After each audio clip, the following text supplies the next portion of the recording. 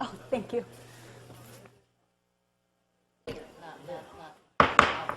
I would like to call the 7 o'clock regular City Council meeting to session and ask for a roll call. The record will reflect that all members of council are present. And if you would, please stand for the Pledge of Allegiance led by... Mayor, closed session report, please. Oh, I'm sorry. I'll do one of these meetings without screwing up, but it probably won't be to the end of the year. I apologize, Mayor Hill. There's no closed session report this evening. Thank you. Now, please stand and follow me in the Pledge of Allegiance and remain standing. And our invocations tonight will be given by Councilman Petros. I pledge allegiance to the flag of the United States of America and to the republic for which it stands, one nation, under God, indivisible, with liberty and justice for all. We have a new flag. Father, we come before you, a humble person, a humble people. Lord, let this meeting be brought with wisdom and humility. Let us act in justly and fairness for the benefit of the people of Newport Beach. Amen.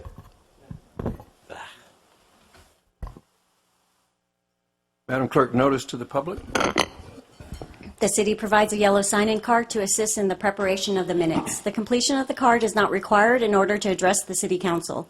If the optional sign-in card has been completed, it should be placed in the box provided at the podium.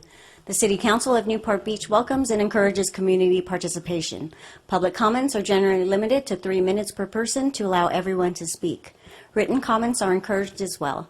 The City Council has a discretion to extend or shorten the time limit on agenda or non-agenda items, and as a courtesy, please turn cell phones off or set them in the silent mode.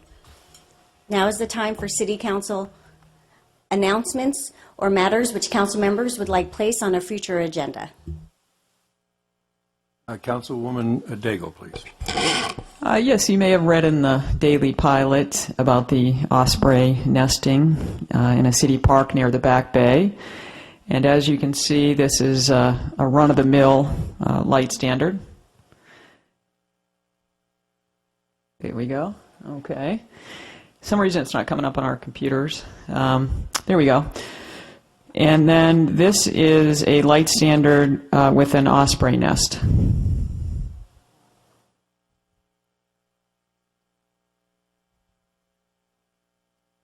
There we go. And then this is the osprey bringing materials to build the nest. Pretty cool photo that was by Dee Dee Goldwitzer, who's a local birder and photographer. And so they're bringing the materials from the Back Bay area onto the light standard. And I was reading up on the osprey, not from Wikipedia, but the respected Cornell Lab of Ornithology. And probably their real claim to fame is the fact that they have these tremendous fishing skills, as you can see. So if you can go back, please, to the slide number 2, which is the light standard with the osprey. That's basically in right field of a softball field. And so I was wondering if city staff could take a look at adding some protections, maybe a net underneath in case anybody falls out of bed. Or also, let me see what else. If we want to put maybe a light standard next to it that we can actually light, and then I'll have to continue to light that. And then thirdly, the concern about a softball flying in that direction. So if the staff can maybe take a look at if we need any existing protections for the osprey. So thank you. And then secondly, following up on significant improvements over the years in Upper Bay, our city staff was very successful in getting a recommendation from the OCTA staff to add $1.6 million to a project in the Lower Big Canyon. Lower Big Canyon is between Jamboree and the Back Bay. It's not in any way at the housing subdivision. And so the grant will be to construct a wetland. I don't think we've done that before. And the purpose of the wetland will be to filter the runoff that's coming off of Jamboree. And so in total, it's a $2.3 million project, and we're looking at getting $1.6 million in grant funds from OCTA. And other activities within Lower Big Canyon, as you can see, agenda item number 9, we're going to be diverting water into the sanitation line, and that's water and the country club, coming into the country club property, and there are flows that have selenium, so we're looking to divert that into the sanitation line. And then thirdly, the vector control is doing just a terrific job getting agencies' approvals to reduce the source of water that's really basically a breeding ground for mosquitoes. And then fourth, the Irvine Ranch Conservancy has begun a restoration project, and they're also working with our community partner, the Newport Bay Conservancy, and also the Coastal Commission. So a lot happening on those properties. They've been, it's pretty degraded in there, so we're really looking forward to all this coming together. And thanks again to our staff who wrote such an excellent grant, and really appreciate that. Dave Webb, our City Public Works Director, and Bob Stein, and John Kapler. So thank you. Thank you. Councilman Henn. Yes, I would like to announce that I'll be recusing myself from the approval of consent calendar item number 6 due to the fact that my home is within 500 feet of that project, and also consent calendar item number 7 because it does have some amount of content associated with the reuse of the City Hall site, and I have a consulting arrangement with a business in Violito Plaza such that out of an abundance of caution I want to reflect a recusal. Thank you.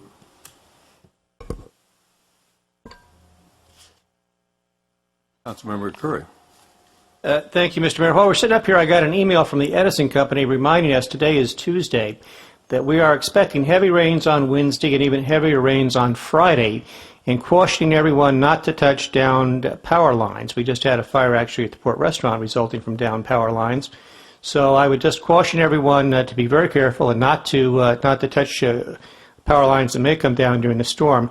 Now, if you're watching this council meeting in tape delay next week, I suppose you will already know that touching those down power lines was not a good idea. Oh, my. Councilwoman Gardner. The Corona Del Mar parking study, we've been waiting for the results. We have it, and they will be presented tomorrow, Wednesday, February 26th, in the community room right across the way at 6 p.m. So if you're interested in the parking issue in the northern section of Corona Del Mar Village, please attend. And then Lower Castaways, we are wanting to open that up to more activities and are doing looking at design concepts, and that meeting will be March 3rd at 4 o'clock in the Crystal Cove room here at the Civic Center. Thank you. Councilman Petros. On March 3rd, Monday at 5 o'clock in the community room, the Bicycle Master Plan Oversight Committee will be meeting. This is the meeting that the recommendations for the Bicycle Master Plan will be discussed. So if you have any interest in the future mobility in town, whether as a cyclist, a pedestrian, or a motorist, please come join us and let us know what you think about that. Thank you. And Councilmember Selledge. As council knows, I've been a big proponent of the Sculpture in the Park program, and we had the architect for the Civic Center prepare a master plan for that. And I got reports from the Arts Commission this week that as of last week they had 52 submittals from 35 sculptors. There were still 2 weeks left in the RFP before it closes. And on March the 28th, the panel of 3 arts professionals and 3 arts commissioners will select 10 sculptures with 3 to 4 alternates to go before the Arts Commission and then come to the council for ratification. And the installation date's been delayed a little bit. We were trying to get it done by the anniversary of the Civic Center grand opening, but it looks like it'll happen in early fall now. Just to add on to that, at the Arts Commission meeting, there was a report, and not only did we get a good number of entries, but they were very impressed with the quality of the entries as well. Oh, excellent, excellent. And then just one other item, Mayor. The local coastal plan implementation committee meeting for tomorrow has been canceled due to lack of appearance by coastal commission staff. Thank you. Thank you. I do have a couple of announcements to make. Just a reminder, once again, as Councilman Selledge pointed out, that the sculpture entry deadline is Friday, February 28 at 11:59 p.m. And a real fun project, the Orange County Sanitation District is announcing the beginning of night work on Newport Boulevard beginning February 26. And that will take place from 7 p.m. to 7 a.m. And through March the 5th. This is part of the Balboa Trunk Sewer Rehabilitation Project. It is not a city project. It is an Orange County sanitation project. And if you have issues or concerns, please direct those to the Sanitation District at 714-679-2088 or Construction Hotline at ocsd.com. Then bringing it back to home, we do have one vacancy at this point in time on the Water Quality Coastal Tidelands Committee, and applications for that position can be picked up online on our city website, www.newportbeachca.gov, or can be obtained at the city clerk's office, which is in Bay E as in Edward on the second floor, or by calling the city clerk's office at 949-644-3005. And the deadline for filing that application is 4 p.m. on Monday, March 17. And my final announcement is, as you heard, or might have heard, earlier this evening, I had the great pleasure of participating in the opening of the first pickleball tournament of Newport Beach. And we had the Western Regional Head of Pickleball with us. And I will tell you, these players are vicious. It is almost a contact sport, but they're having a great time.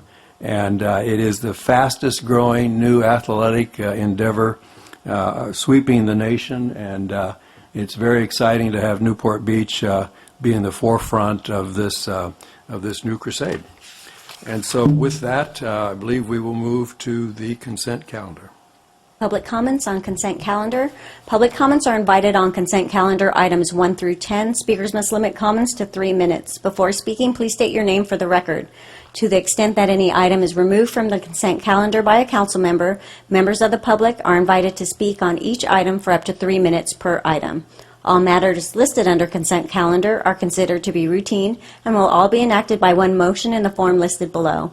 Council members have received detailed staff reports on each of the items recommending an action. There will be no separate discussion of these items prior to the time the City Council votes on the motion unless members of the City Council request specific items to be discussed and are removed from the consent calendar for separate action. Items 1 through 10 are on the consent calendar this evening. Councilwoman Gardner, do you have any to pull? Number 5. Councilmember Petros. I have none. Councilmember Selledge.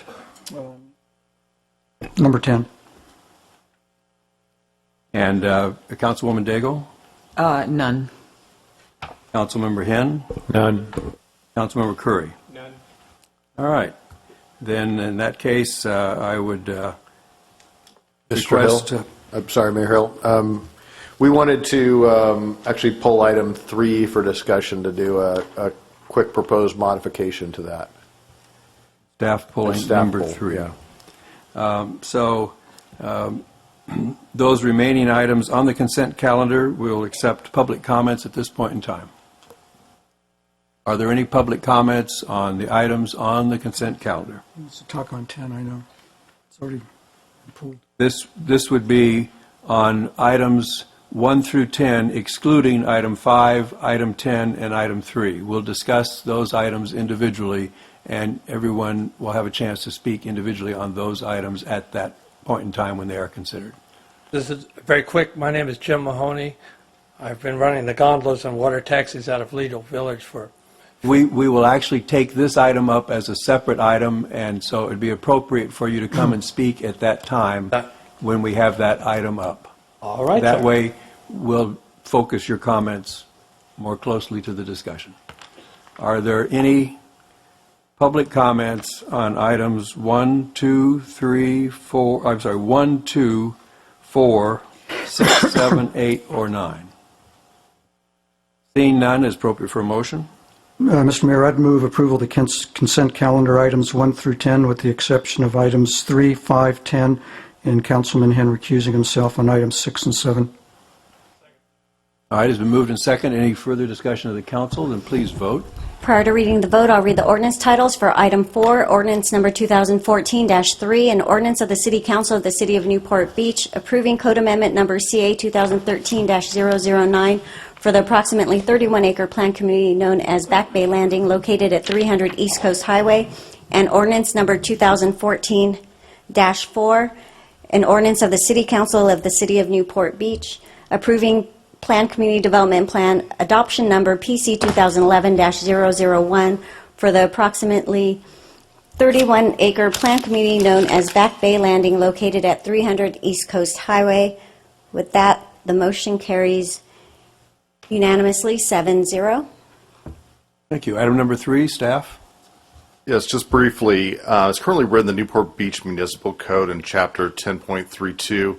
It allows the finance director to deny a sound amplification permit under 2 circumstances. One is if the application doesn't meet the requirements of the code, and the second, if the activity described in the application violates the municipal code. What we're proposing this evening is an amendment of the sound amplification permit to allow for the denial of permits based on past conduct. And when we initially drafted this, we made it mandatory that the denial occur if basically there had been a revocation of the permit within the last 18 months, if there had been a citation under the municipal code that was issued to them. And what we'd like to do is maybe propose, instead of making that a mandatory denial, to make it permissive, to replace the word in section 10.32040B that says shall be denied with may be denied. We think that's probably a better way to address the situation, especially given that it already provides that you can condition the permit, and there may be circumstances where someone received a citation, but the problem can be dealt with through conditions. Mayor Hill? Yes. Would the violation then come to the City Council for consideration or the Planning Commission?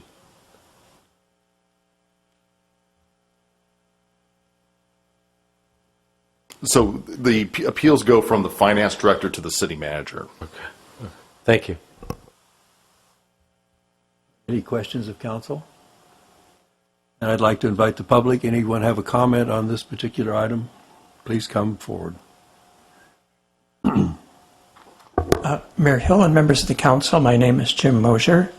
I'm glad that the item was pulled for some discussion. If you read my written comment, you know I had 2 concerns or comments about this.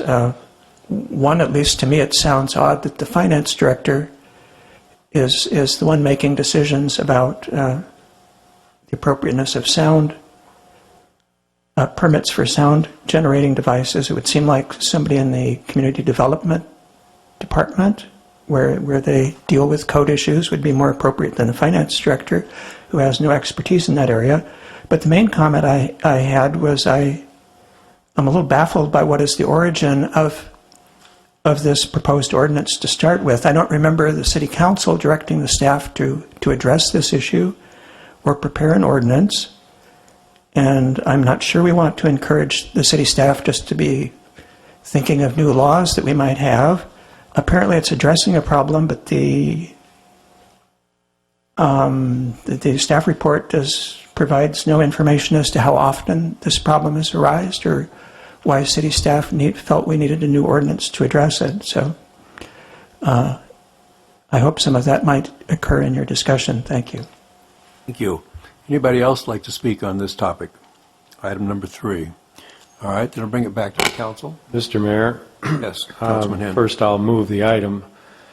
But second, in response to the comment Mr. Mosher made, actually there were several complaints that I received in my district. I raised those complaints to the attention of staff who came back with a recommendation here, which I think is a wholly reasonable response to the issue that probably should have been written into the code to start with. So I'm happy to move the item, and that'll be it. Been moved. Is there a second? Second. What is, comment. thank you, Mayor Hill. What is the thinking behind having the finance director have a hearing about a noise complaint? Well, I think it is something that has been in the code a long time, and I don't know, maybe a previous finance director had special hearing abilities, but I think that's special powers. there is a regulatory role that the finance director typically plays, and we have moved permits around in the past. I don't know that it warrants changing it and moving it to community development then to the city manager, but figured we at least get this going this way. Further comments from the council? Then I'd ask you to please vote. And just real quick before you vote, I just wanted to make sure you incorporated the amendment that I mentioned into the motion. So incorporated. Thank you. Incorporated by the second as well? Yes. All right, please vote. Prior to reading the vote, I'll read the ordinance title for ordinance number 2014-5, an ordinance of the City Council of the City of Newport Beach amending Chapter 10.32 of the Newport Beach Municipal Code regarding sound amplification permits. Oh, Councilmember Daigle, I'm sorry. Is that a yes? Okay. The motion carries unanimously, 7-0. Thank you. Item number 5, Councilwoman Gardner. Couple of small questions on this one. It says that the city manager may increase or decrease the parking rates by no more than 25%, not to exceed 50%, and I'm assuming you've talked to coastal staff about that? And Yes. okay. And then on section 4, the last line says alternatively. So are we supposed to be making a decision that it is? I mean, that's what it suggested to me. Are you referring to the CEQA language in the Yes, resolution? uh-huh. Yeah, when you're dealing with CEQA issues, you can make multiple arguments. So the alternative language, it may have been a little bit better written, but the point of it is that it's relying on multiple exemptions and not just the first exemptions that I'm are not mentioned. guilty, but if I am, this is why I shouldn't be Exactly. punished. Okay, all right. And then finally, just a brief description of why this was okay for Balboa's parking lot, and they still seem to be so concerned about Corona Del Mar's. What have you sensed is the distinction that they make in their minds between the two areas?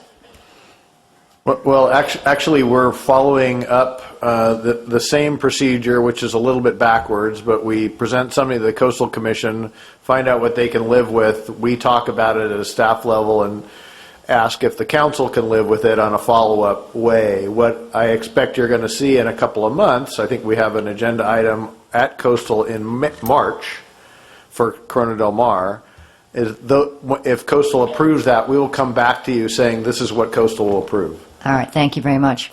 I move the item. No, Councilman well, Selledge. yeah. Well, I've got some comments that are probably contrary to your motion, Councilwoman Okay. Gardner. I would recommend that we not adopt this.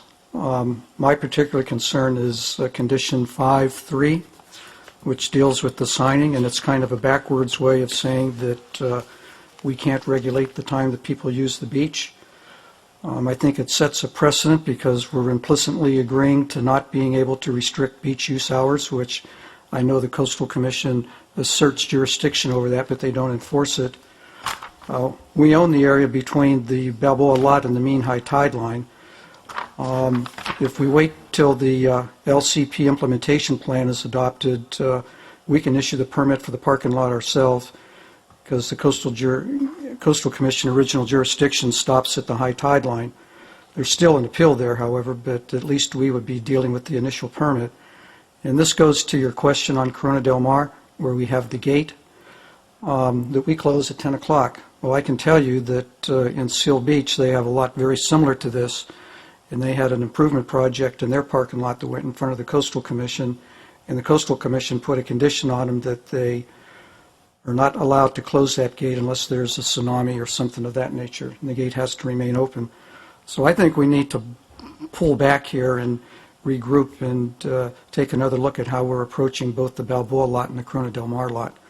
I think we kind of maybe got trapped into this because we approved the pay stations in the Corona Del Mar and the Balboa lot and didn't plan on doing coastal permits. Now we're caught into this coastal permit conundrum.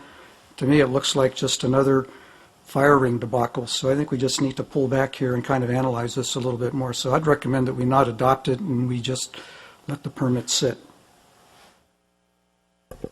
Staff comment? Yeah, could you just clarify a little? You're talking about section 5. Section 5? Section 5 condition is condition 5.3. It has to deal with we can't post any signage that tells people that the beach is closed. It's not the revised one, the original one. Aren't you talking about the original resolution? Well, the one that I saw Language. had that condition. Has that condition been removed? The document that I saw had that condition on it. Let me get back to that here. There are two Resolution 2013-33s. There's the one that's right after the staff report, and then there's one towards the back. And the one towards the back is the one that has Section 5, the hours of operation for parking payment centers. Is that the one you're referring to? And the associated parking zones are hereby established, Zone 29. The second resolution back is not a valid resolution. Right. Right, so I think the that gist- was where I saw the language. Yeah, I think the gist of where Councilmember Salich is going is the coastal imposed a condition that basically said no additional signage Right. that limited It's on the intent to issue the permit. the hours. Yeah, right here. That's Section 5. what we're doing, is we're accepting the permit, so. Well, I guess we read it more optimistically, maybe too optimistically, that the sign program was for the proposed new parking pay stations. And it was a plan just for those pay stations as to where to pay, how to pay, what to pay. It had nothing to do with, and I think we'd continue to assert, it had nothing to do with curfews or closures or how we manage the parking lot overall. I know, but by accepting that condition, I believe that we're implicitly agreeing to the fact that they can regulate the hours on the beach. I mean, you read it the positive way. I think I read it the realistic way. But I guess I'm a little confused now because I think what you're reading is the second resolution, which is No, not. it's No, not the I found resolution. it on the first one. Notice It's on the first one, the Section Notice 5. of intent to issue the permit. It's Item 5. item 5 in the notice of intent. It's one of your last documents in that packet. And it says submittal of final signage plan. Prior to the issue of a permit, the applicant shall submit a final sign program for the proposed new parking pay stations. Mr. Mayor. Shall demonstrate the placement of signage poles. Shall include at a minimum material, dimensions, and appearance of the signs. The signs we put up can't indicate that the beach itself is closed at any time, nor indicate a prohibition of public access to state waters. And then the plan needs to demonstrate that the pole signs and machines are placed in a way that doesn't impact public views. It's one of those sneaky conditions that comes back Number to 3. bite you down the road. Number 3 is the one you're concerned about. Well, then, did we lose anything if we continue this for 2 weeks? No, we can continue it, sure. All right, then I would move that we continue this to give us time to further consider the language. Substitute motion. I'll substitute my own motion. It wasn't seconded, so that was okay. All right. Substitute motion is on the floor. Any further discussion? Yeah, Mayor Hill, I was kind of curious, is there inconsistency between how the state manages its parking lots and locals? And I asked that because I went to Huntington Beach and there's closure, it's very open certain times, they have a big gate. And then I went to purchase a state parks pass. I had one a couple years ago. It was $125 plus a book. And on Saturday, it was $195, and they don't give you a book anymore. And so it's almost 100% increase. I mean, is there inconsistencies between how they look at parking fees and how they look at closures than how we as a local city get regulated? Well, they let the state parks close at sundown. I mean, Crystal Cove closes at sundown as far as the beach part of it. Yeah, we think there certainly is inconsistencies. We were talking with someone who was working on a similar issue, and they just said, we just put them in, the pay stations. All right. Is there anyone in the public that would like to comment on this item?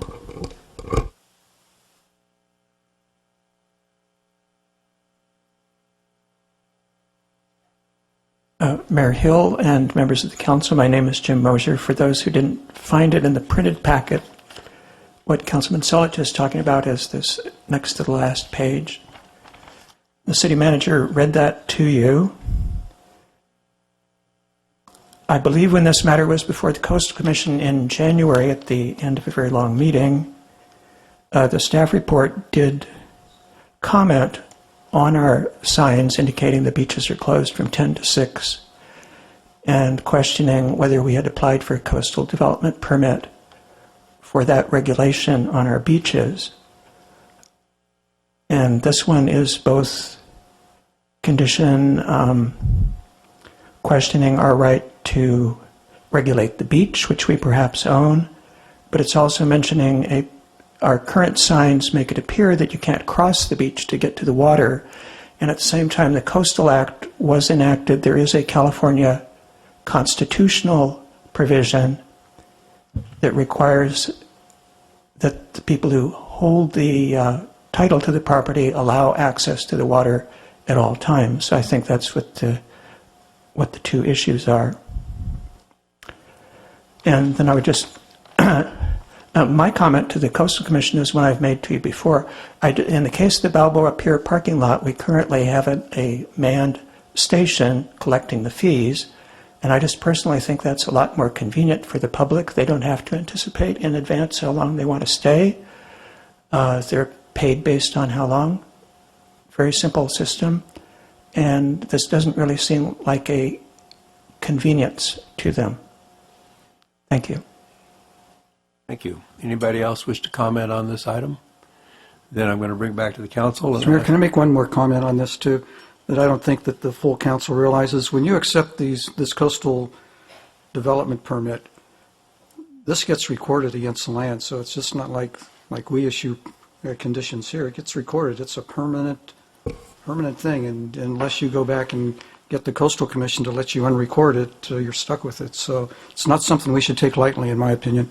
All right, thank you. And I'm happy for us to take a little more time to study it, but I guess when I read this 5.3, it doesn't say that we shall have a sign that says the beach is open at all times. It just says we can't say that it's not as it relates to the signs for the pay stations. So I'm happy for us to study it some more, but I guess I'm, upon reflection here, not as concerned as Councilmember Selich about it, but fine, let's bring it back in a couple of weeks and, we can talk it through again. All right. We're ready to vote? Please vote.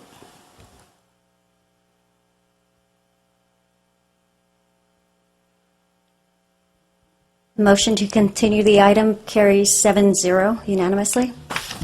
Item number 10, Councilman Selich. Thank you, Mayor. Well, I want to congratulate you for bringing this item forward. I think these are two really positive things that we should look into. One thing I wanted to make sure, though, was that we weren't just looking at electric-powered water taxis. That as far as I know, the ones that are out there are really hybrids that have diesel or gasoline engines that actually power batteries, generators to charge the batteries for these things, and they're pretty expensive. And that we look at all different types of propulsion when we're doing this.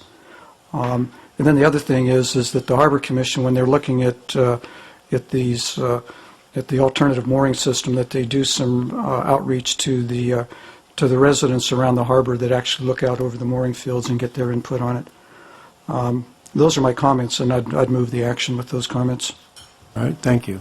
I'll second the item, but I would just, as a pointer for the Harbor Commission and for staff, there was a very extensive study of this water taxi issue done at the old Economic Development Committee, going back probably 4 years ago now, maybe? Yeah, it was a very thorough study, so hopefully that'll give the Harbor Commission a leg up here in looking at this. Councilmember Curry. Yes, Mr. Mayor, I think this is an initiative we do need to take a look at and evaluate carefully and see what kind of technology and costs and and service model we can use to do this. But I will go back to my former experience in the federal government at the Transit Administration. Waterborne transportation is among the more expensive modes of transportation, and everywhere it's used, for the most part, it involves a subsidy. And so we need to be very mindful of the financial obligations and implications of this as we get into it. But I would support your motion, your initiative to look at that, as well as the mooring system changes. Council comments? I'll reserve my comments until after public comments. Anybody wish to speak from the public on this?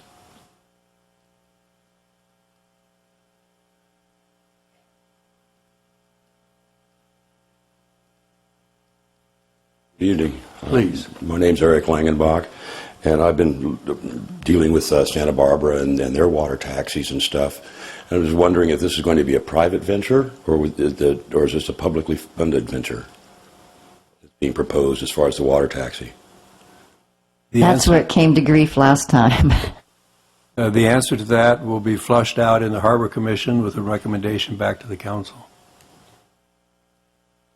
Do we have anybody else who would like to speak on this topic? I'm Duncan McIntosh, Chair of the Harbor Commission. I guess this raises a lot of questions when we start this process, and I would just like to maybe pose a couple of them. Maybe you can give us some direction or no direction and just leave it open-ended. So basically, the water taxi, the term kind of implies to me that it's a point-to-point shuttle service, delivering people from one point to another. It takes maybe 30, 35 minutes, 40 minutes to go from one end of the bay to the other, so you're looking at a number of watercraft. The second part is if it's a tour service where you're taking groups of people, it's a pretty simple thing. It's not real expensive, but then you're competing with people that are already offering those kind of services in the harbor. So I think there's two different directions this can take. I think you're looking at a delivery service on demand where you can make a phone call and a boat will pick you up hopefully in a reasonable amount of time. The level of service I think will have a lot to do with how it's accepted, but it'll be fairly expensive, and I don't know that the amount of money you charge is going to support that, so it may be something that the city might be looking at funding or underwriting, in which case we need to have an idea if that's part of what we're looking at. That's basically all I have. Thank you. Very much. Any other individuals like to speak on this topic? I'm Shanda Lear, Baylor from Lear Electric Boats, and I just want to say how delighted I am that you are talking now about having a water taxi. We have been approached from several different countries to do a water bus, electric water bus, and with the technology today with lithium iron phosphate batteries and their quick charge capability, recharge capability, it's more and more possible. I can see Newport Beach as being the jewel of ecology, modern approach to taking people around the harbor. Our marketing people have looked at water transportation, electric water transportation, as soothing and recreational from a point of view of mitigating stress, so that it can really bring, if it's properly advertised, it can bring a lot of people to really enjoy the water and just love Newport Beach as we all do. Thank you. Thank you. Any further comments from the public on this? Then I'll bring it back to the council. I'm obviously the one that had this item placed on the agenda. It's one of my 3 initiatives that I hope to work on as during my tenure as mayor this year. There is not a new idea within this initiative. These items have been studied individually. The Harbor Commission has significant hours in on the topic of floating docks, on the topic of water taxi, on the topic, as we heard earlier this evening, on public piers and the importance of public piers. And what I'm attempting to do is to bring these studies together into one comprehensive study. And so my charge to the Harbor Commission, and I will attend the meeting and make the charge in person, is to evaluate the opportunities with the goal of, as rapidly as possible, coming up with a pilot project of a mooring system that will free the harbor of the tremendous amount of space that's taken up by the can system that we have now, by compacting that into a floating dock concept system. I would like to see the services of water and power added to those floating docks, because I've heard from the mooring people that they get no service. And I think that this would be a step in the direction of providing a service to them. I understand that there are individuals that like moorings, service or no service, and that would not be interested in a floating dock, and I think that's fine, because I don't think we'd ever have all of one or the other. But I think this would be a nice opportunity to use less of our harbor for boat storage and more of our harbor for recreation, which we learned was of significant size when all the moorings were pulled out for the process of dredging. The other thing is that what wasn't present when these were looked at before individually was the concept of additional public docks, and also the concept of Newport Beach and Company, our very effective marketing program, being very interested in marketing a water taxi operation, which I think, once again, is the pie gets larger with more people coming, more access to the harbor, more opportunities.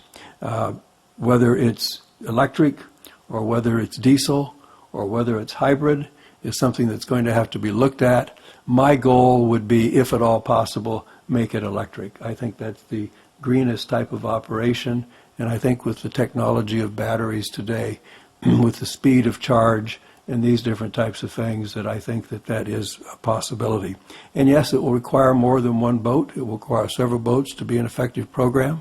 I think we could rent those boats on a pilot project kind of a basis and take a look at what the results would be. And I think that it will require some capital to start. I've also suggested that the revenue that we collect from visiting boaters on moorings be dedicated to an ongoing funding source to help, in part, subsidize the operation. Whether or not it can become self-efficient, I think within a couple of year period of time, is something in the economics that we would have to study and will be part of the final decision as to what we do. But I think the place to do it is not here at the council. The place to do it is at the Harbor Commission. They're the ones with the expertise. They're the ones with the contact of all the stakeholders, and that's the place to work it out and think it through. So that is the intent of the motion. So your intent is to reduce the footprint of the moorings, not create additional boat berthing opportunities? That is correct. Okay. And Mr. Mayor, to Duncan McIntosh's question, your thought about the water taxi is that it would be, in fact, a taxi and not a touring service. Thank you for reminding me of that. My thought is, tell us. But in concept, it seems to me that in the high season, that it would be a water bus, if you will, that would have a route that would go around. But when it would go to the low season, that it would become a taxi of a point-to-point kind of operation, and half the number of boats available, using the Uber technology type of a thing where you could look up on your smartphone and see where they were and could call them and know how long it would take for them to get to where you are, and that type of thing. So, Mr. Mayor, and we'd like that information in 2 weeks from the Harbor Commission. If, we know that you can perform today with your new operation, so we'd like to see it fast. Mr. Mayor, one more point of clarification. I heard you talk about a preference for electric green, but not isolated if the Harbor Commission came back with something different. That is correct. correct. Okay, thank you. I will just scowl at them, that's all. Please vote.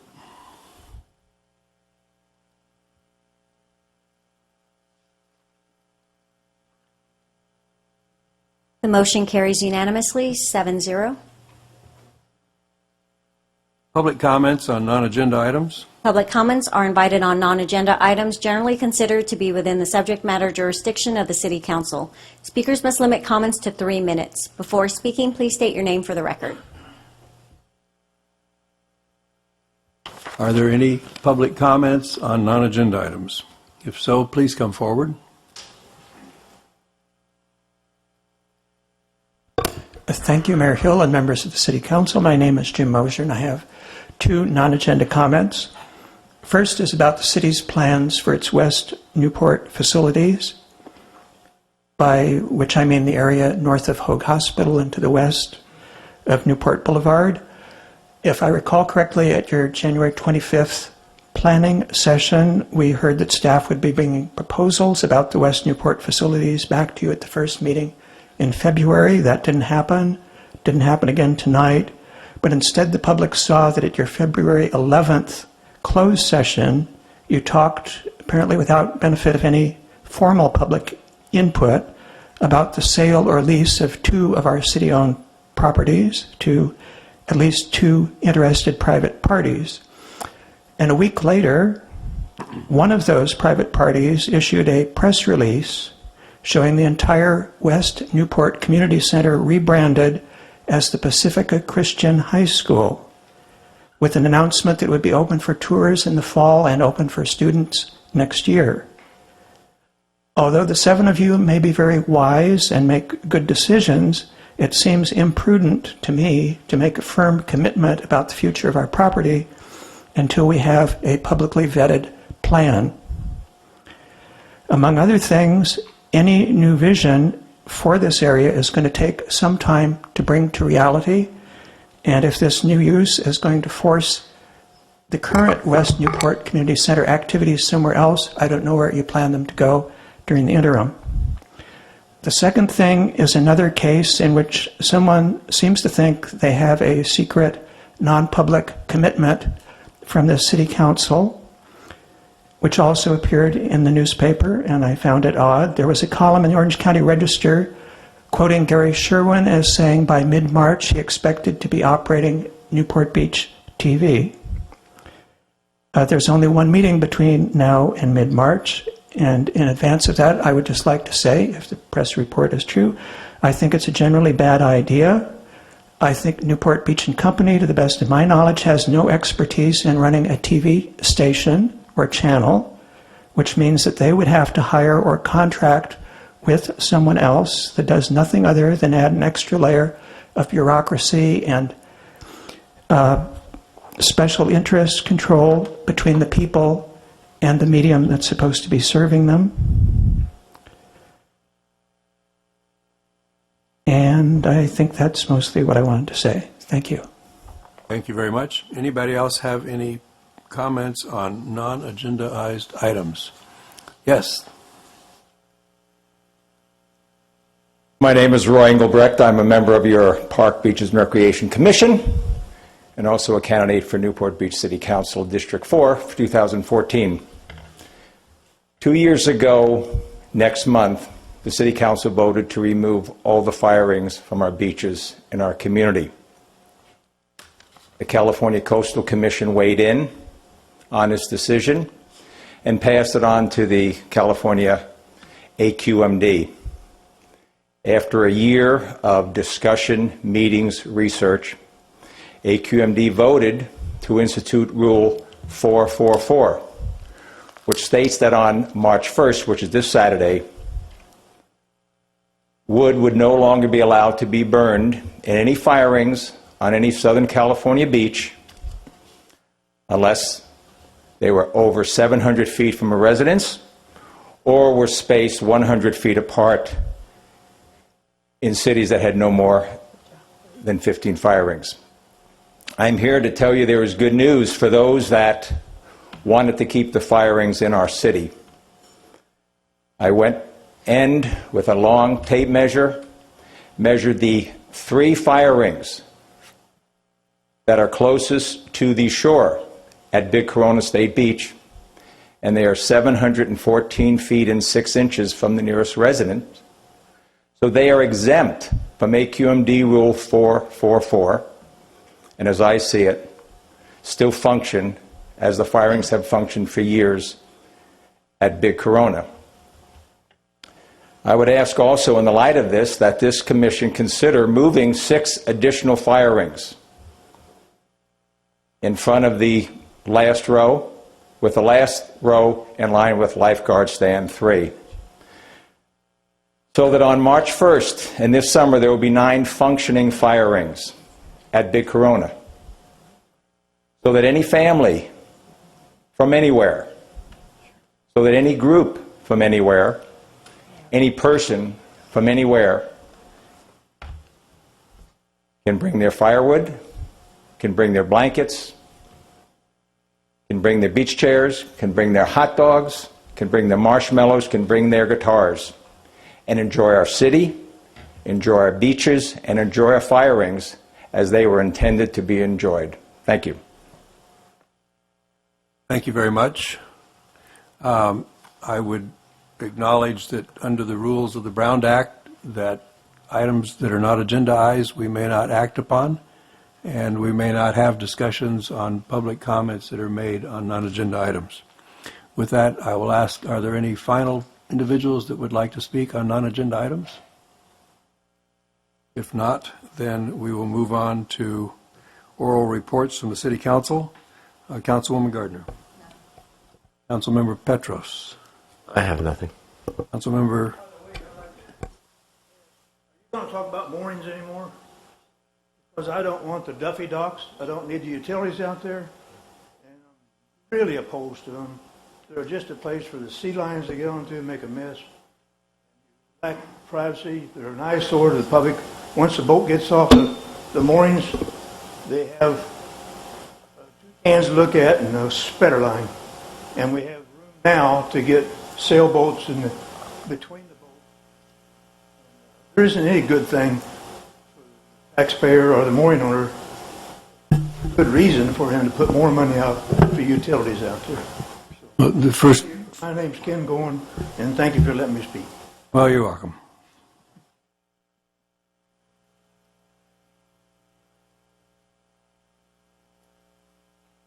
Councilman Selledge. Oral reports. I lost my place. I have none. Councilwoman Daigle. I have none. Councilmember Henn. I have a report. The Balboa Village Advisory Committee met on February the 12th at Explore Ocean for the purpose of considering and finalizing its 2014 work plan, and for the purpose of deciding what from the recent ULI Technical Advisory Panel report should be incorporated in that work plan. I'm happy to report that we incorporated almost everything from that work plan, or from the ULI TAP report, into our work plan, and so that's a mark of significance as to the validity and value of that ULI TAP process. So I'm very happy with that. That's my report. Thank you. Thank you. Thank you, and I have no report. We'll move on to item number 11, please. Yes, thank you, Mayor Hill. Good evening, members of the council. I'm Kimberly Brandt, Community Development Director. The first public hearing item that you have before you this evening is an appeal of a previous Planning Commission decision for a property located on... Kim, stop for just a second. Aaron wanted to... I apologize for that. I should have been a little more clear earlier when we looked at this item with Ms. Brandt. But the applicant here, before we get to the appeal, the applicant here has raised some issues about small structures and whether our statutes that deal with non-conforming uses and the application of the 50% rule is appropriate in all circumstances in regards to small structures. And one issue that we discussed before hearing the appeal is whether or not the City Council would like to revisit how non-conforming structures are dealt with under the municipal code. The applicants agreed to basically stay their appeal if that's something the City Council would be interested in. So I wanted to raise that issue before we got into the appeal. Thank you, Mr. City Attorney. I think the concept is that this appears to be a real issue, and in lieu of dealing with a variance and a variance and a variance and a variance, should we not step back and take a look at the process that we use to make these findings, if you will, determinations, and try to resolve this problem on a broader scale than on an individual basis. And in communicating with the applicant prior to this, and I believe the applicant is here in the audience, the applicant has agreed that that would be a logical process to utilize. And so with that, would the council be comfortable in directing staff to proceed in this manner of reevaluating the actual process? Mr. Mayor, Well, I've had the fortunate or unfortunate experience of participating in two rewrites of the zoning code, one in 1997, I think, and then the most recent one in 2010. In 1997, we went through this, and I'm going to tell you, it's not going to be an easy thing because we spent most of the time on the rewrite of that code of dealing with nonconforming uses and nonconforming structures and what is the proper threshold for replacement. And I guess I don't have a problem go back and revisiting it, but I'm going to tell you, it's a very hard, it's a convoluted process, and we're never going to come up with the right answer. No matter what we do, we're going to come back at some point where you have to make a decision as to whether you need to replace a structure or give it a variance to continue on if it doesn't meet the threshold for a non-conforming structure. So I think to some degree it's an exercise in futility, but I guess I wouldn't have any problem with it. But I can tell you that, and no one's around here except me, I guess, that was here at that time in '97 when we went through this. But we went round and round and round. Patrick Alford, I think he was here. He can probably discuss it quite a bit. But we just went round and round on that, and we never were able to come up with the perfect answer. So what you have in the code right now is an attempt to come up with the proper balance of where you need to meet a point where there's a threshold of change to a structure that it should be replaced and not be allowed to continue as a non-conforming structure. So those are my comments. Councilman Henn? I appreciate and respect Councilmember Selich's comments. He certainly is expert on these issues. I don't know that the issue here is deciding on the threshold for replacement so much as providing at least some allowance for the point at which a structure becomes so small that it really does provide an inequitable result. And I don't know that this particular instant case is that, but I think it probably, my view is that it would be worthwhile for us to take our mind over this one more time, recognizing that I don't believe we will come up with a perfect answer, but perhaps there's at least a less imperfect answer out there. And so I would support the idea of, having one more look at this. Hear that in the form of a motion? So moved. Second. All right. Further council comment? And just briefly, if we could have the counsel for the applicant come forward and just confirm that he's fine staying the appeal and that he's in agreement with this proposed path before.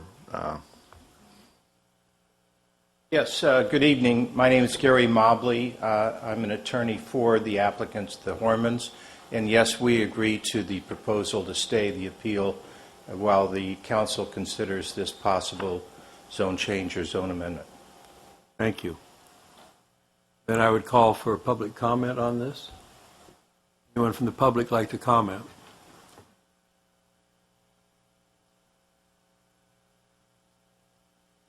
And just briefly before the next gentleman speaks, the process will take several months, and I just want to make sure that the applicant's counsel is aware of that this isn't going to be something that's, probably resolved quickly. We just acknowledge. W.R. Dildine, live in the 300 block, was noticed regarding this hearing originally scheduled in January. Right across the street at 313 East Balboa is the twin to this building. This is the old ceramic shop. Back in the 80s, my son lived upstairs. It's one of the better maintained buildings on this block. Next to the phone company is where 313. The lady, she has problems there. She was still commercial. She was served notice for abatement. She has an extension until November the 13th, 2021. She has 2 commercial tenants in now. I'm not even sure one of them is a commercial activity. I think it's more of an office for the tenant upstairs, and there is a beauty shop. There's no traffic. This has no commercial. This is all residential. But these are kind of significant historical. The last 2 buildings, this whole area was commercial. I was commercial, had to get a variance to build their duplexes. But the other thing that startles me in this area, yesterday and today in the City Hall, the tax assessor's maps and the Cressley maps, they're assuming that these lots are rectangles. I just had a problem with a neighbor submitting a plan for an addition, in which case they showed there's two 30-foot lots. They showed them 61 and a half, or 81 deep. They showed them 81 and a half to make it conforming. I have my lot surveyed. I am non-conforming. I have my original vellums. I have my original plans. The city approved them. At that time, nobody pointed out. Had a licensed surveyor. One of his stakes is still there. Maybe that's why I haven't in 11 months been able to get my survey recorded. But I think we have a significant problem, particularly in this area. You walk down and look at the marks in the alleys behind here and look at property lines. It's like put your building up and forget about the side yard setback. There's probably 2 foot on the other side of this building. But I appreciate the willingness to go back and look and see if we could do something. Thank you very much. Thank you very much. Any further comments from the public?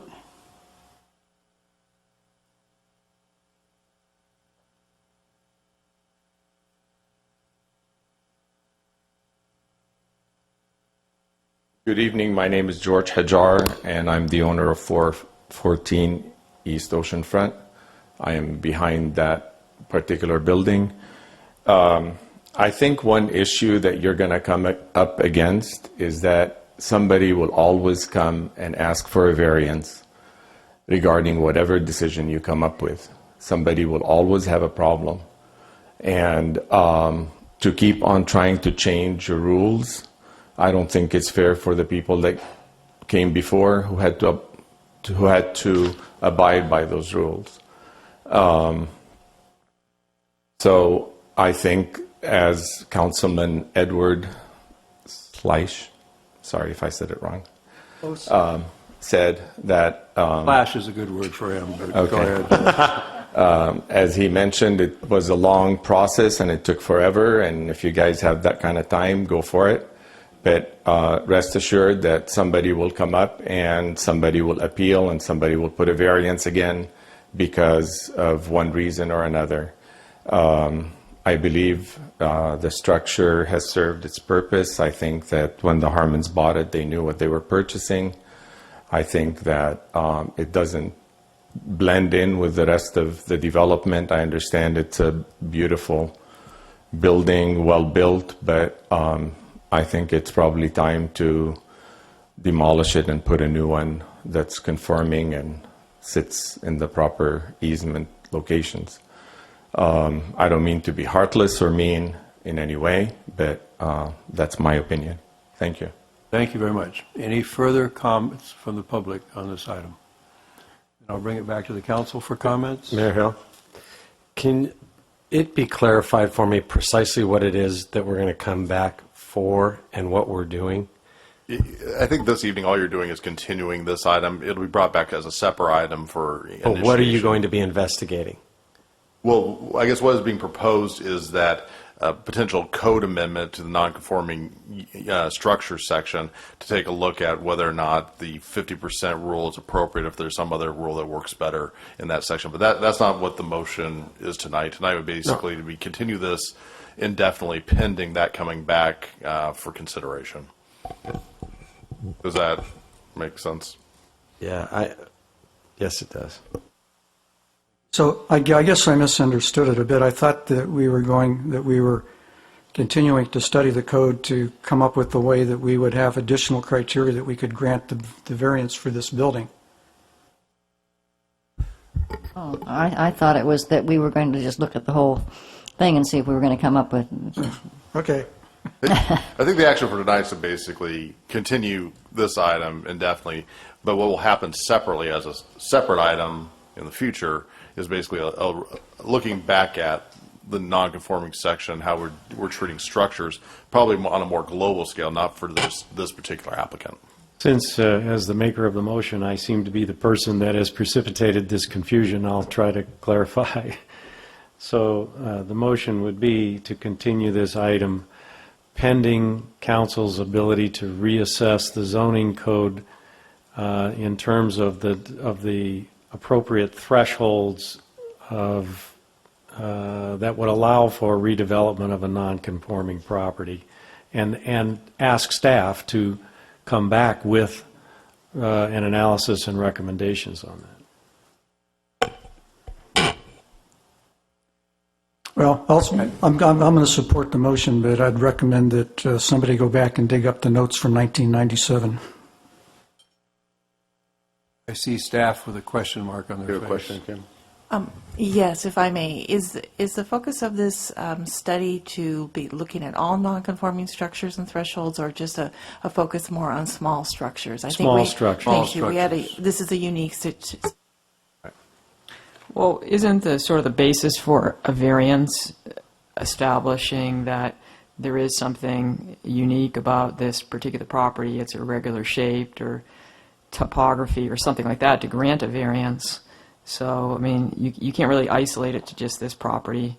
I mean, you'd have to, I think, look at a lot of different properties, and not just sort of, tailor your code and sort of spot zone this one.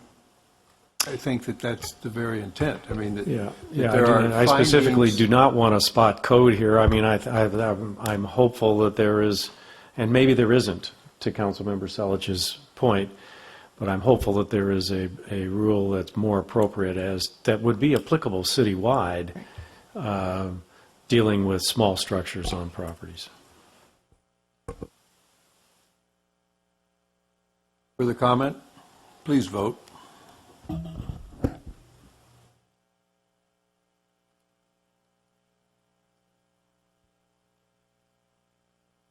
Councilmember Petros, did you? Oh, thank you.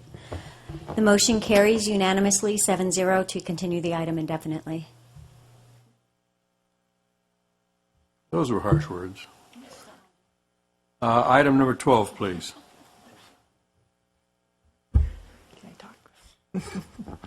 Thank you again, Mayor Hill, members of the council. I'm Kim Brandt, Community Development Director.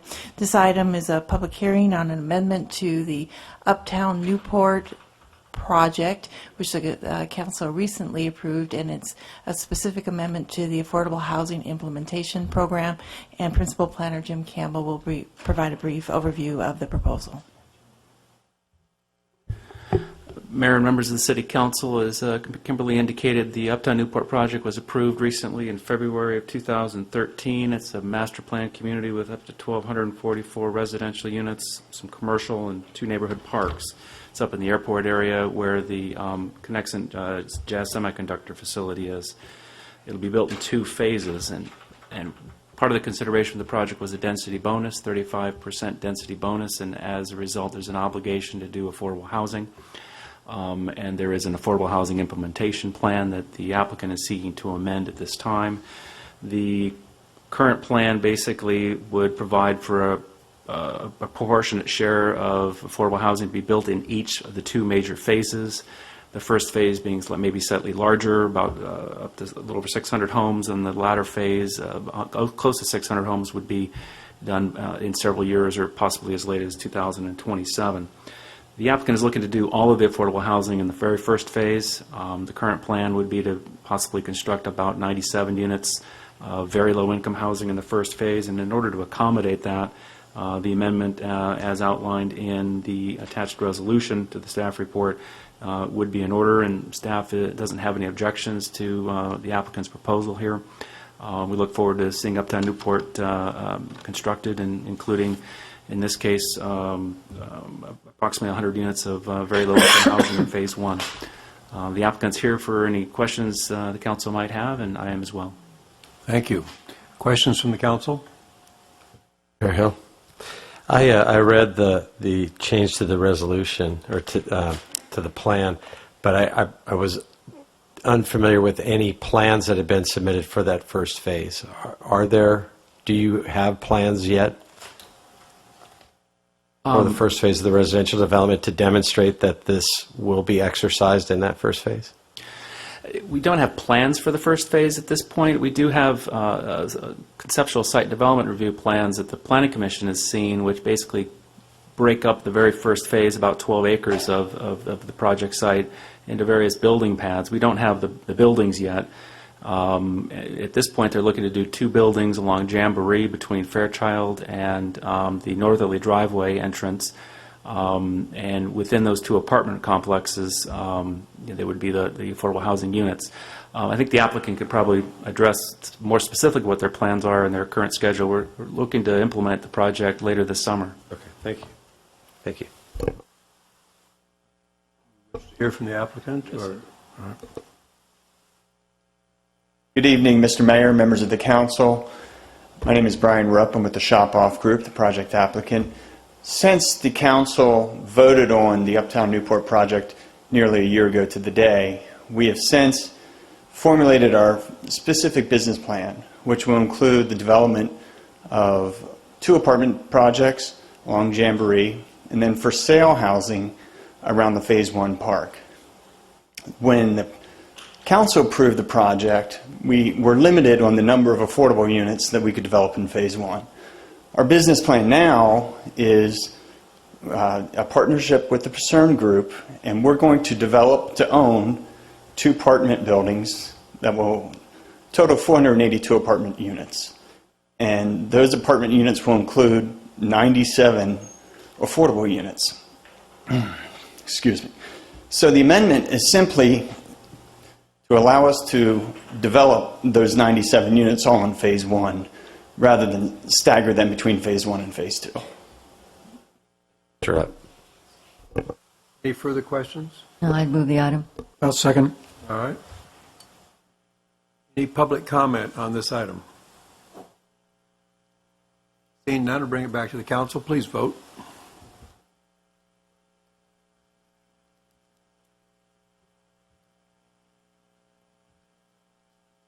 Carries unanimously, 7-0. Thank you. Item number 13.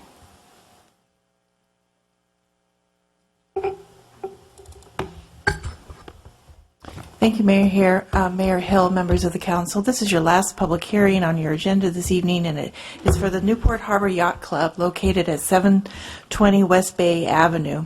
And we're very pleased to bring this project to the City Council. It's been in process for quite a while, and I know that there's been a considerable amount of effort put forward by the applicant team as well as city staff to look at a comprehensive renovation of the property.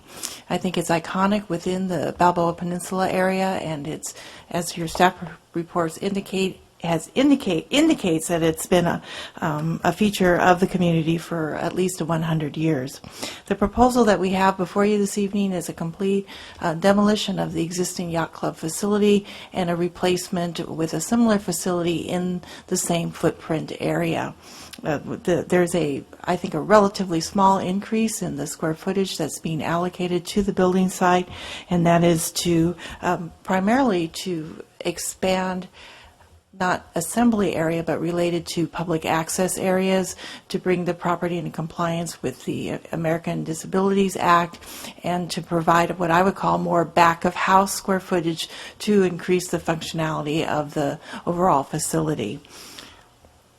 In order for this project to go forward, there's numerous actions that the City Council will be required to take.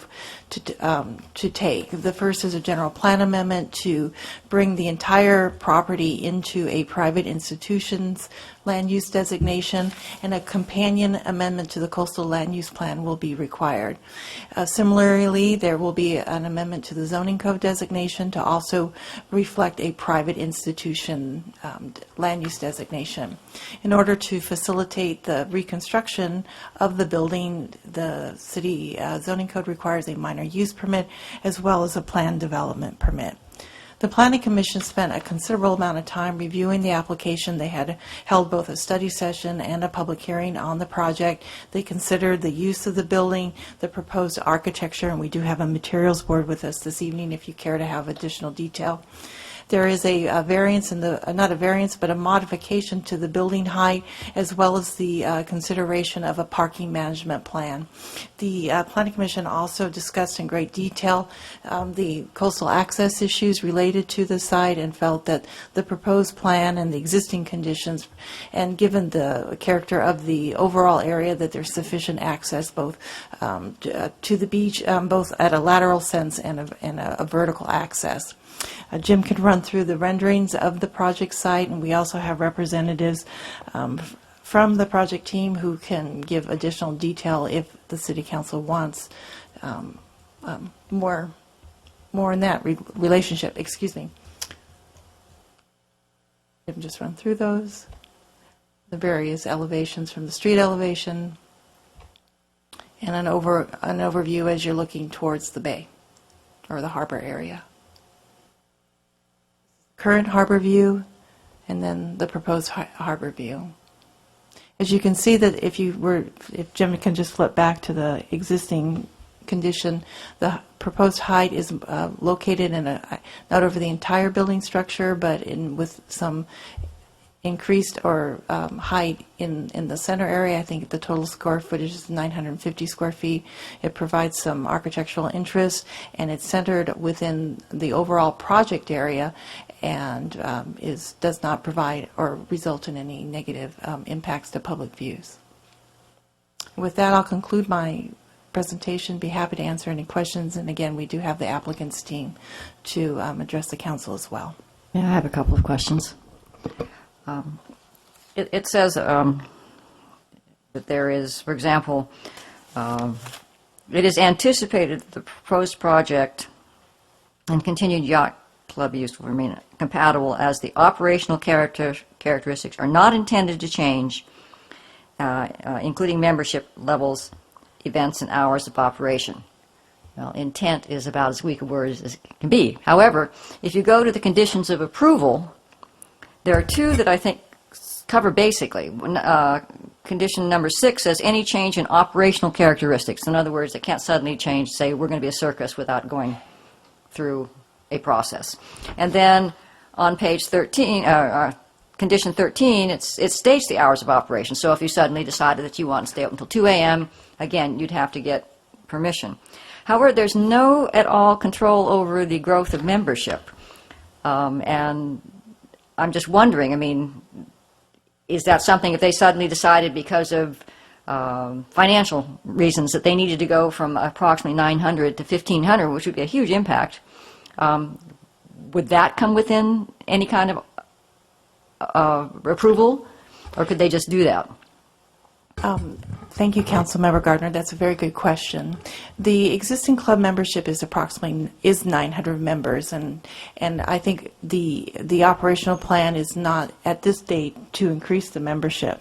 However, you are correct. There is not a condition of approval limiting the membership. That is something that the City Council could consider. I would like to confer with the applicant if they had any concerns with limiting their overall membership.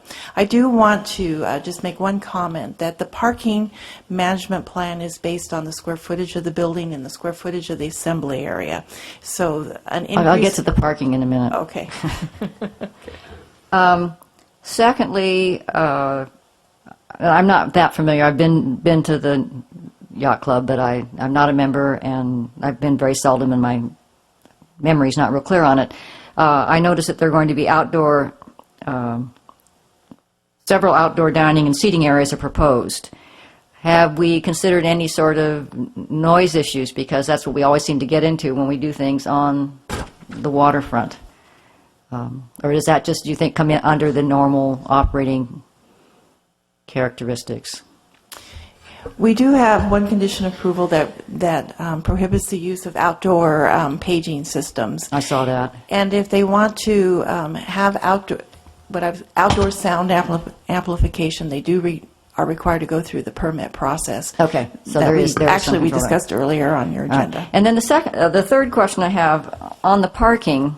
I was really confused about this whole parking, of how they're going to reduce the parking by 95 parking spaces, and even though they're underparked already, Well, and then they go through the parking study, and I see the parking management plan. It makes lots of sense. But what I'm not understanding is why in this parking study are we analyzing all the street parking?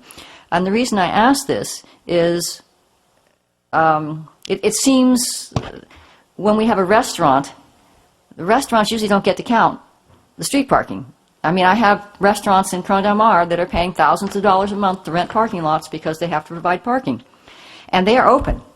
And this is not I have no problem with private clubs, but I can't just go I can go into the restaurant, but I cannot go into the yacht club. And yet the restaurant, which is open, doesn't get to count the street parking, the public parking, and it seems like the yacht club does. And I'm wondering what the rationale for that is. Is it something we just do? We make a special exception for yacht clubs? And maybe we do because we feel they're so integral to the personality of the city or something. But what is the thought process behind this? I think the parking study was just providing background information in terms of the overall availability of parking in the neighborhood. However, the analysis is based on the off-street parking that is dedicated to the use by the yacht club, and that's 114 spaces. They identified a deficiency of 95 spaces based on the zoning code allocation or requirement of 1 space per 35 square feet of assembly area. So that was how the parking study came up with the 95 space deficiency.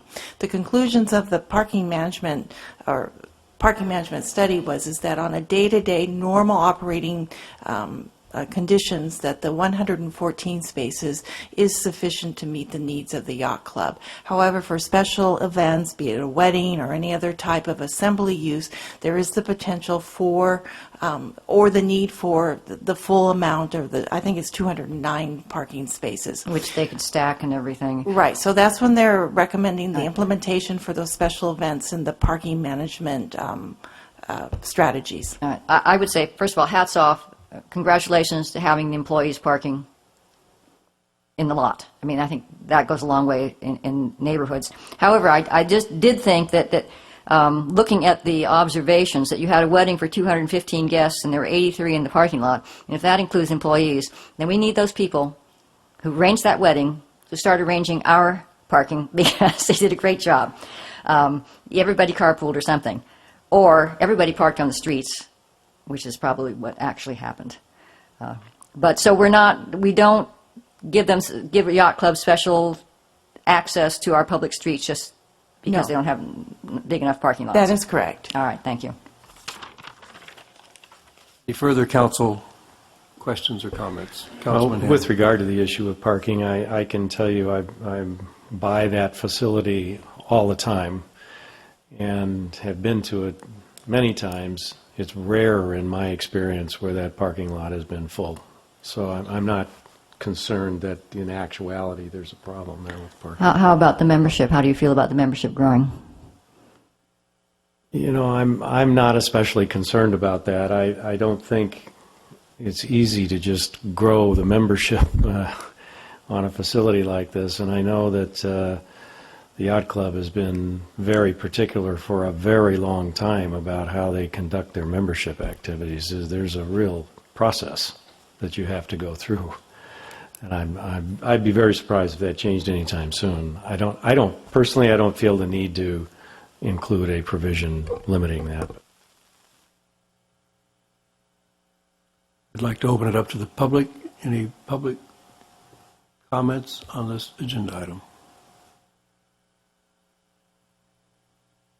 Seeing none, I'll bring it back to the council. Ask you to please vote. I'll make a motion to approve the action. Second. Now you can vote. Yeah, I'd just like to make one comment. I just think this is going to be a terrific addition to the harbor. And, one of the things that's really nice about Newport is we get the eclectic architecture, and this is so traditional and so appropriate. And the same token, we're doing a very modern design of Marina Park, and they really all add to making a great harbor. So I think it's just going to be terrific. Well said. If we could have the voting screen. Thank you. Where's mine? Councilman No screen. Sulledge I is vote yes. complaining he doesn't get Slice, how you voting? Yes. Slash voting yes, the motion Vern. carries unanimously. Oh, A new nickname. All right, item number 14, please. I need to recuse myself. I own property within 500 feet of the Marion Bergerson Aquatics Complex, where it's located. Thank you. So, okay. I do have a question. The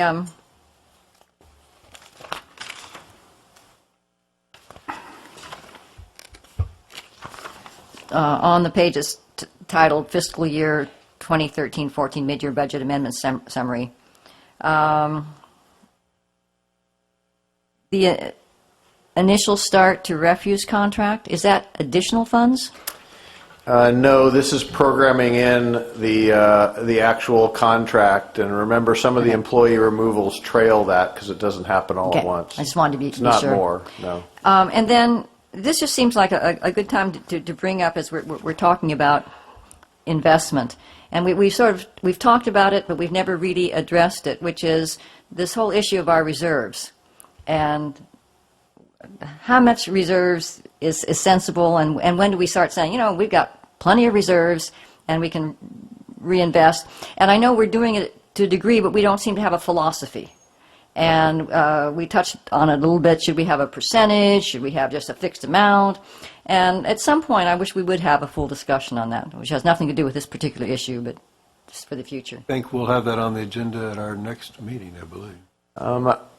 Actually, my thought was that could go to the Finance Committee first, and it would be built into the adoption of the budget, and we actually start that activity fairly quickly here. Great, thank you. Rather than the mid-year. Mr. Mayor? Yes. I've got a couple of questions on the same page. What is the difference between one-time facilities maintenance of $360,000 and the additional contribution to facilities maintenance? So think small and big. The upper one are a series of very small projects that we ask the departments, what do you need to do now to fix up existing buildings? They're smaller projects. The additional contribution to facilities maintenance is actually not an expenditure of those funds. Your council will remember that in the last budget we proposed establishing the equivalent of a reserve for big maintenance projects, roofs, HVAC, things that departments can't handle in the course of a normal budget year. So this is an additional contribution to that. So does this, or the small, I guess is what it is, does that take into consideration a lot of the, I'll call it deferred maintenance that we've done over the last few years because of budget cuts and things like that? I know I go around town and I see red curbs not being painted as frequently as they used to, lids missing off of trash cans, the traffic signal light shield starting to rust, all that kind of stuff. Have we evaluated all that and getting caught up in that? Is that part of this, or is that something else you're doing? Actually, it's not. It's something else we need to do. This is more things in buildings. But you're right, Council Mayor Pro Tem Sullidge. I think we need to take a look at that as we prepare the upcoming budget to not just spruce up our parks and our buildings, but curbs and streetlights and things like that. Yeah, it seems to me we ought to do an assessment of what we think our deferred maintenance is, because I've been around here a long time, and I just see a lot of places as I drive around town that we're not quite keeping it up to snuff like we used to. I hear you. Yeah, thank you. Let's see, the CDM pool locker room, is that a new project, or is that something we've been carrying over? We've been carrying this over for probably 3 years. Remember, we were going to match with a third, the school district raising the 2/3, and they're ready to, they've pulled the trigger. In fact, they've sent us an invoice on that. Okay. And then the reforestation program, I was really disappointed to see we've only got $500,000 in there. In our goal-setting session, I think you said that we had somewhere in the neighborhood of $5 to $8 million in deferred trees, and we were talking about a 3 to 5 year plan to do that, which would mean we'd be budgeting about $1.6 million a year. So are we looking in the upcoming budget to budget another 900,000 on top of this 500 for trees? Well, remember, this is on top of what we're doing in the current year's budget. So, and off the top of my head, I don't remember what that is. But it's to get a jump start on that in advance of the coming year's budget. And what actually Councilmember Gardner has talked with us about, we're going to talk a little bit more tomorrow at a staff level about speeding that process up with the Parks, Beaches, and Recreation Commission about looking at G1, looking at what we reforest, when, how we do that. So I think we always have an opportunity to send more money there once the council and the commission have really nailed down exactly what we want to do.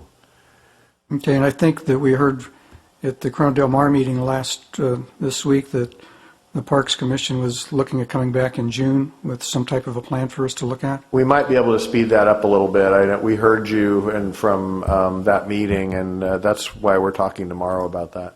Okay, thanks. Those are my questions. Further questions from the council? All right, I'd like to open this up to the public. Anyone have comments on agenda item number 14?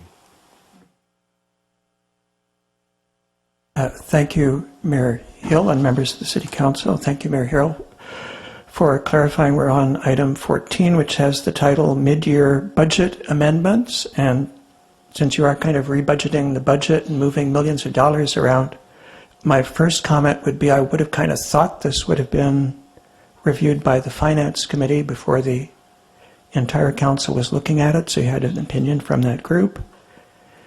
And my second and main comment, though, is although it's entitled Mid-Year Budget Amendments, in the recommendation, which again is kind of fine type the way these agendas packet came out this time, under item C is not just moving money around, but it's creating, it says, a new facility maintenance division within the Municipal Operations Department.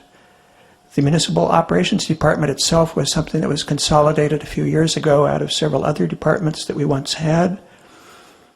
I'm not totally clear on how well that marriage is going. I think since Mark Harmon left, we don't exactly have a Municipal Operations Director, but we have kind of co-directors directing what used to be departments.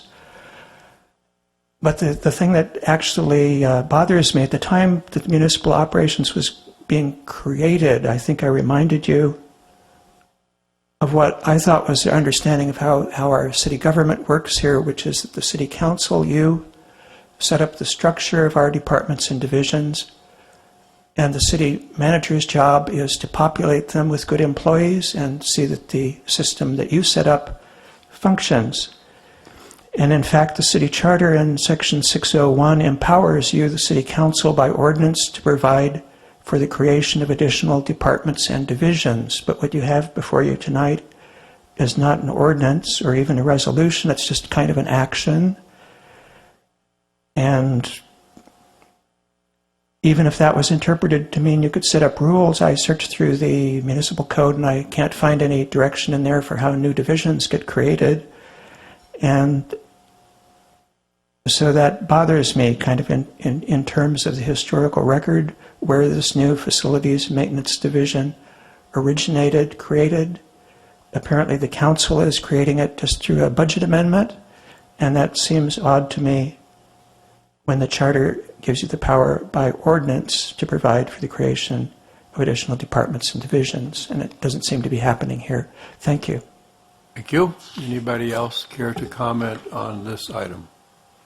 Maybe one clarification, Mr. Mayor, to what Mr. Mosier is talking about. This is actually the creation of a cost center with that title. It's not new bodies. It just allows us to appropriately budget the cost through facilities maintenance, so it's very clear to you and the public how that happens. Thank you. Then I'll bring this back to the council. Any further comment from the council?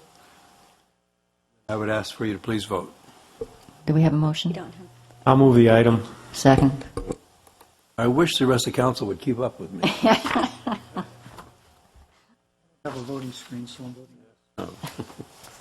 With Councilmember Daigle recusing herself, the motion carries 6-0. Item number 15, please. So, Mr. Mayor, this is the updated staff report and attachment A that shows a spreadsheet of about 2+ pages of things that you have suggested to us through goal setting and through other things that you want us to work on. So I won't comment any further other than I think everything is checked in the box saying, yes, we can and will work on it, and be happy to do so. Okay, I would add at this point in time, before we move any further, that Councilmember Henn will be recusing himself on the reuse of the old City Hall site item, and I will be recusing myself on Mariners Mile planning, zoning, and circulation changes. I will be recusing myself on Balboa Boulevard from PCH to 22nd Street, as I own properties within 500 feet of both of those. I will be recusing myself on OCTA PCH Corridor Study Master Plan, pedestrian bridges, as it is an undefined area, and I may own something within 500 feet of it. And I'll be recusing myself with more flashing crosswalks, especially on Balboa Boulevard, because I may own something within 500 feet of it. Okay, well, so that we can anticipate you, I move to approve our priorities. Thank you. I second it. All right. Any further discussion? Are there any public comments? Mayor Hill, I'm sorry. I would just encourage us to, and please close your ears.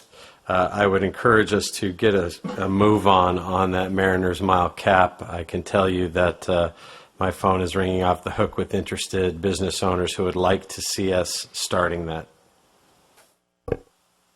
Any public comments on item number 15?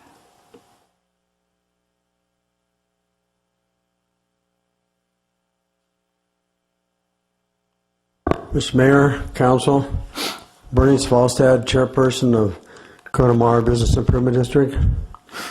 I'd just like to see a check mark on MacArthur and PCH instead of the wording. And I gave you at your planning session the request for approximately $500,000 in the budget for that project. So just like to see a check mark there. Thank you. Bringing it back to council. Any further comments? Any agreement to place a check mark on CDM parking study? My motion stands. All right. Please vote.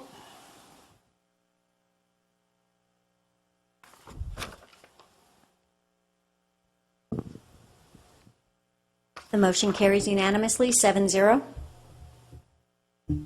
Item number 16, please. Mr. Mayor and council members, this last item of the evening is a proposed claim settlement relating to CW Driver and the city for the Civic Center project. I would point out to you that we have a substitute agreement that should be before you. The specifics of that change are, there's a section that we have pulled out that relates to CW Drivers assigning its rights to file a further claim against the architect to us, including its subs. CW Driver doesn't believe it has the capacity to do that or the ability to do that. I wanted to point that out to you that we've proposed removing that. It doesn't mean that the city can't pursue what the city wants to pursue, but we wouldn't take on the claims of the subcontractors and pursue that further. So we certainly welcome any questions you have about this item or other issues. In other words, if we decided to approve this, we could pursue the amount of what we would contribute to this settlement. We could go for that whole amount. We just couldn't go for any additional amount. Is that correct? That's right. So the amount that's paid pursuant to this agreement, that's the amount that could potentially be recovered if there was an action subsequent against BCJ. But that amount would be reduced by any amount that's attributable to the city as far as being our portion or share of that. Further comments from the council? Ask if there are any public comments on this item.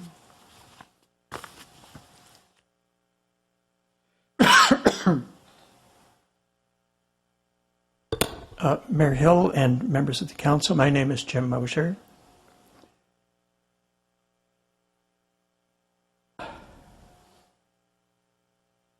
As someone who has read quite a few city council minutes from past years, I know there was a time when the city council every 2 weeks saw all the claims that were presented against the city, whether it was somebody tripping on a sidewalk or a car being dinged by a city vehicle.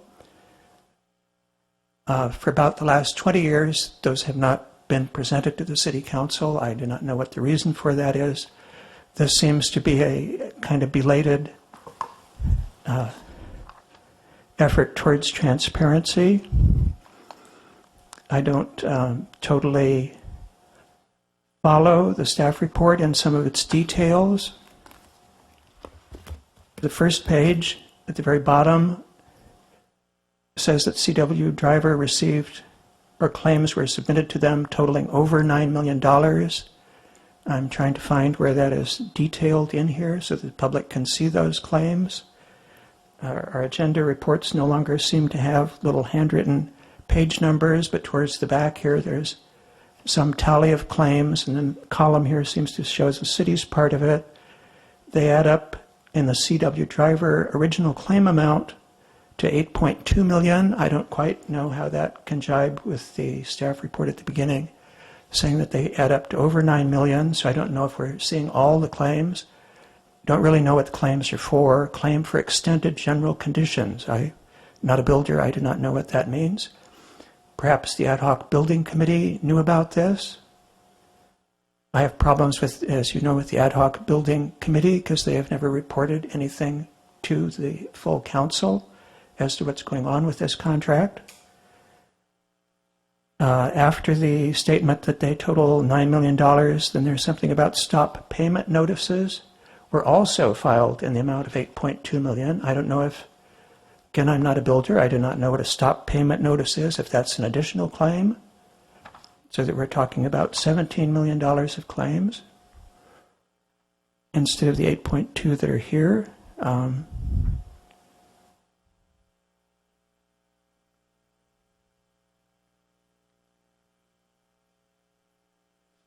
And so I would hope you would be asking for that clarity, exactly what the claims add up to, and more detail as to what they're for, and how much of this was previously approved or signed off for by the ad hoc building committee, if anything, and a little bit further detail of that sort. Thank you. Thank you. Any other further public comments on this agenda item? Not, I'll bring it back to the council. Further comments from council? I had one comment. Men's Warehouse founder George Zimmer delivered the line that sold 1 million suits. I guarantee it. And that's what CW Driver said to us, a very powerful sales pitch. We guarantee this. And so my basic concern remains is that they didn't meet their guarantee. They went over, and we weren't aware of it till we got the stop payment claim. So I don't support it. I think CW Driver should have kept their bargain and guaranteed the price that they gave to us. I agree, but in looking at it and apparently what we could be liable for, it's one of those things that you just sometimes you swallow. And I don't blame you for not swallowing it, but it's a bitter pill, I think, for everybody. And I would disagree with your comment. These are claims that relate to change in scope, and so they're not a CW Driver responsibility. And there's been a lot of negotiations to bring this down to the level that it's at, and it fits into the whole philosophy of settlement: settle now or pay more later. So it's a bitter pill, but it's reality of closing out the job. Please vote. We don't have a motion, Mayor. There's no motion. Nancy? I'll move. I'll second it.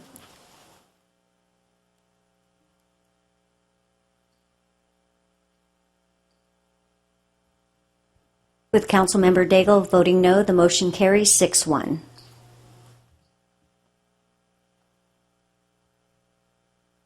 Motion for reconsideration. A motion to reconsider the vote on any action taken by the City Council at either this meeting or the previous meeting may be made only by one of the council members who voted with the prevailing side. Is there a motion for reconsideration from any council member? If not, the meeting is adjourned. See you tomorrow at 7 p.m. Yes.